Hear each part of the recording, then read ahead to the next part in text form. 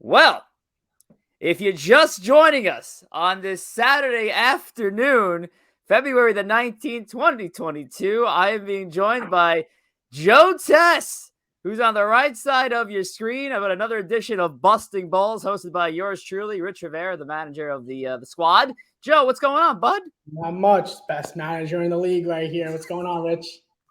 Best manager in the league is a stretch. I definitely have to accomplish my whole team for that notion, but I thank you very much for that compliment. I really appreciate that.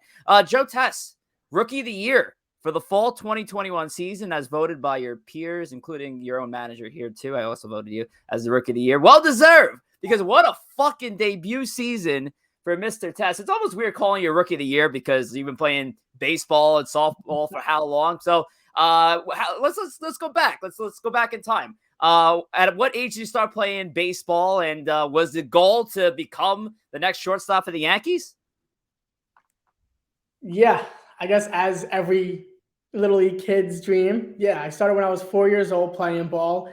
I started just playing in the yard with my brothers. Everybody, my brothers, cousins, everybody was older than me, so I kind of was always around it, and more or less had no choice than to be into it. But no, I loved it off the bat. I mean, just like while being able to learn from my cousins and everybody, and how it was just like it's right here, like all the knowledge I need, I'm going to learn from them. So it's like nothing better than this. So yeah, I just followed in their footsteps and learned everything from them that I could. And yeah, I've been playing ever since then. And honestly, I don't ever want to stop. Like it's like addicting, it's awesome. Yeah. Yeah. I love the game. I think I'd make it pretty apparent to everybody that outside of just loving softball, I'm a huge baseball guy. Host 2 baseball podcasts. I mean, for no reason right now because we're in lockout, so it's a little bit tough. That's why these softball pods have been easy to talk to because we know that season's happening at the least. Yes. But yes, it all starts with fucking baseball, being a Yankee fan, and yeah, early in the life wanted to become the next Jorge Posada. Like that was the goal. Would have loved to have been that way, and obviously it didn't pan out. But I got to get introduced to softball 10 years ago, and over time built my friendships. And honestly, I love it. And I'm glad that this is the path. This is what happened. But now that path for 10 years led us to you, because we didn't know of you, Joe. A few guys obviously played ball with you in the past. Your name was thrown out there, and we had a couple spots open in the previous season. And I was like, hey, we got this kid, Joe Tess. He plays a couple infield positions. I was like, fuck it, yeah. I love hearing infield positions because we always seem to have trouble filling out the left side of the infield, especially. So I was like, fuck it, why not? I don't know this guy. I'll give it a shot. Who cares? Like if it happens, if it happens and it's great, guess what? Now I look like a fucking genius because I didn't even look at this kid. And sure enough, you made me look like a genius, Tess. So your first season playing Ballbusters softball. Let me get a few comments on your thoughts. Honestly, probably one of if not one of the best year of softball that I played. Just being around just a group of guys everyone was great. Everybody helped the other person. And it was like one of those teams where it was just like, all right, you didn't get it done? Who gives a fuck? The next guy who gets up is going to get it done. And we just had a lineup 1 through 9 that was just stacked. We had every piece of the puzzle that you need to have a winning lineup. We had the speed. We had the perfect leadoff batter. We had the perfect 4-hole hitter. We had the perfect 9-hole hitter to get this, lineup going again, and for the top of the order. Just everything around, it was great. Everybody contributed in every single game. You can't even say so-and-so won that game for us, hands down. It was like, no, the pitching was there. The defense was there. The hitting was there. Thankfully, we just always showed up to play. And that's like one of the fucking hardest things that you could do is to get a team to show up to play every weekend. And we did. Yeah, and I don't even know the percentage. Like, I would love to see, like, what was the percentage from the full-time guys just showing up week to week? We didn't have a lot of situations where we were going down Sunday morning like, oh, fuck, man, we're missing significant guys right now. We're screwed. We didn't have it. A lot of guys just, they kept coming back, and you were definitely one. I know for sure Johnny and Lou Italiano were there every single week. So it was awesome. What the fuck? 1 second. Did I lose you? I didn't Yeah, lose you, right? we're good. All right. Well, it's all good. That shit. This is why this shit gets edited. So Because I get fucking people calling me. I don't know. I'm trying to like shut off everything so that it doesn't happen. Let me just put this on. bro, same way. Fucking phone's turned over. The lady's hitting me up. I'm like, babe, I'm doing a softball podcast. Leave me alone. Doing something here? No, but it's true. I mean, that's something that I look forward to during the whole week. It's like that one day that you get to play. You kind of feel like a kid again when, like, you go to school and you have a game at the end of the day. You're like, I don't give a shit about anything right now, but that game towards the end of the day. And it's like, you kind of have that feeling like that. Still have that feeling of can't wait to play. It's going to be a great time. Win or lose, we still have an awesome time. Everybody gets along, and that's the hardest part too, right there, is getting a team to get along. We had guys that always got along. Always knew what they had to do. Everyone knew their role, and I think that was a big help in winning this as well. It was Everybody easy. knew what they had to do.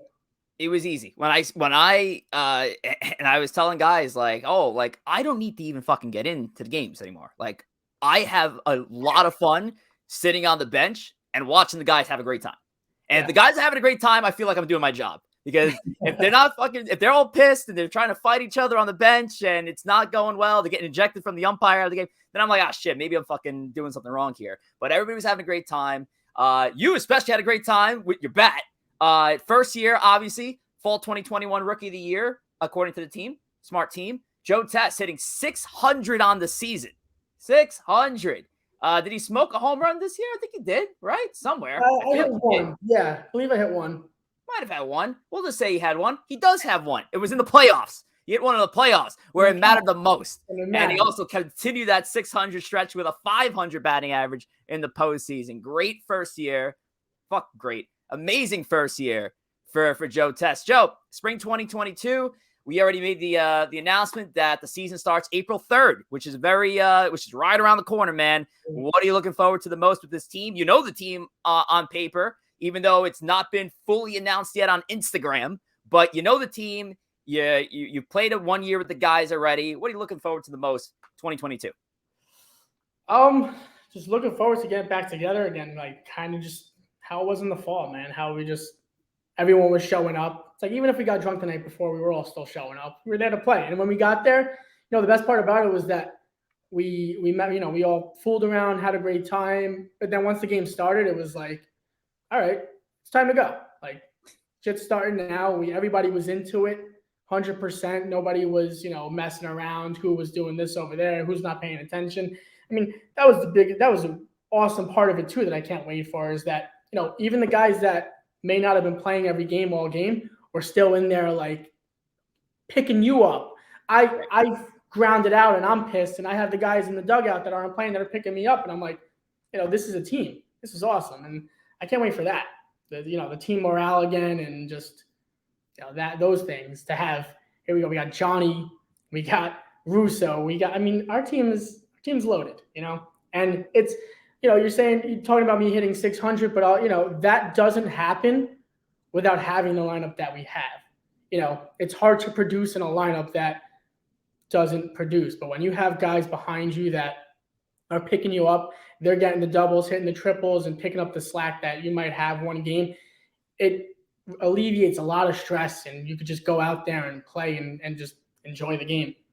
It's an unbelievably deep lineup, and it's so hard to capitalize off of a championship team, or rather follow a championship team.